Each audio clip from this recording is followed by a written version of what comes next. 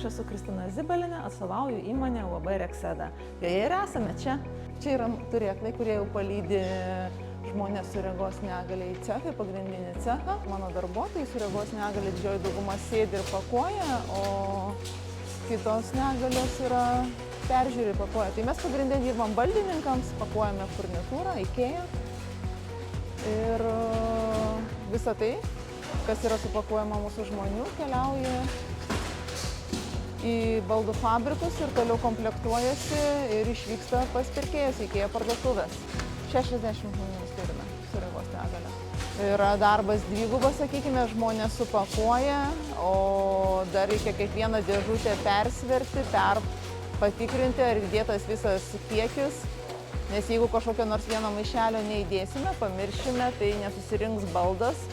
O tai yra labai atsakinga ir svarbu, kad baldai būtų surinkti, dėl to kontrolė yra prie kiekvieno gaminio, kiekvieno pozicija yra persveriama, patikrinama, ar tikrai yra teisingai įdėta. Daug skirtingų pozicijų, skirtingi fabrikai, čia yra Visaginas ir Šilutės baldai, ten buvo Inolainas ir Klaipėdos baldai. Su žmonės pasižymi išskirtinę kokybę, išskirtiniu kruopštumu.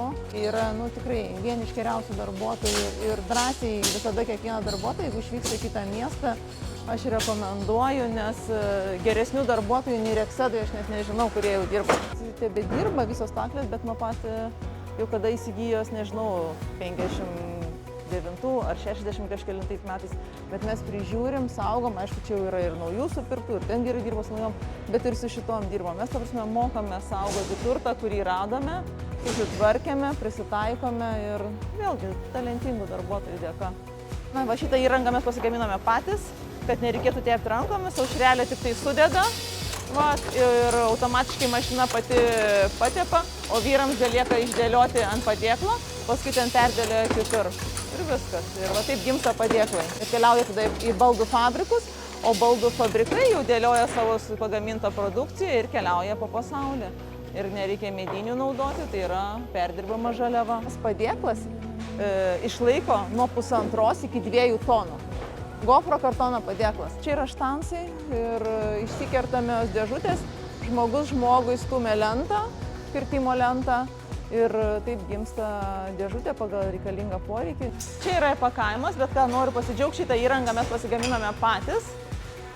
Tai žmonės sudeda, įranga automatiškai užklijuoja ir užneša spaudą, tik lieka pasverti ir patikrinti.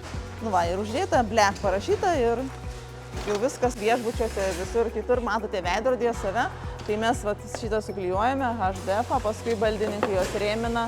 Tai irgi mes patys susikonstravę klijavimo įrangą, šitą sumastę pakreipimo, viską mūsų vyrai patys yra sumastę, išdėlioja dėl palengvinimo darbo. Mes viską susimontuojam, pasidarom patys per laiką, po truputį, bet pasidarom. Nutariau su komanda pasisodinti slyvas, obelis, kriaušes. Žmonėms norisi vitaminų. Tai va čia va mūsų vaismedžiai, o čia va mūsų vaiskrūmiai. Didžiausias mūsų pasididžiavimas – 2 bičių aviliai. Mes turime savo bitininką, technologą, kuris prižiūri šitos biteles. 2 metai, tik tai pernai jos nieko, palikom jom pačiom valgytą korį, o šiais metais išimsim ir atiduosim darbuotojams ir tegul vietoj cukraus dedasi medų. Čia va mūsų auksarankiai, tie, kurie viską sukuria. Čia vėl kūrė Arkadijus, Dovydas, jie vėl kūrė kažką naujo, kažkokią įrangą. Talentingų žmonių aš turiu daug ir vis kažką kūrėm, ir vis kažką darom, ir vis žiūrime, kaip palengvinti, kaip atžiūrėti, kad žmonėms būtų ir sparčiau, ir geriau, ir vis tiek robotizacijos laikmetis, privalome mes robotizuotis. Galvojau, kaip čia padaryti, kad jie galėtų jaustis taip oriai, pietus turėti tokius, kokius jie ir verti turėti. Tai mes turėjom nuomininką, informavom tą nuomininką, kad nutraukėm sutartį, susitvarkėm tą patalpą patys, priėmėme savo virėjas ir jau 5 metai, kaip mūsų darbuotojai valgo nemokamai. Tikiuosi, kad jiems čia skanu, nes komplimentų gauna daug virėjos. Kai aš įsidarbinau, čia buvo užkaltos lubos ir jos krito. Ir mes nutarėm jas nuplėšti ir kai nuplėšėm, atradom šitą visą tekstą. Taika, darbas, laisvė, lygybė, brolybė, laimė. Visom dienom aktualūs žodžiai. Jie labai vieni kitus palaiko, jie bendrauja, jie kartu šventės eina. Aš matau, kaip jie vieni kitus sveikina, kaip jie vieni kitus palaiko. Nežinau, pavyzdys. Tikrai pavyzdys kitiem.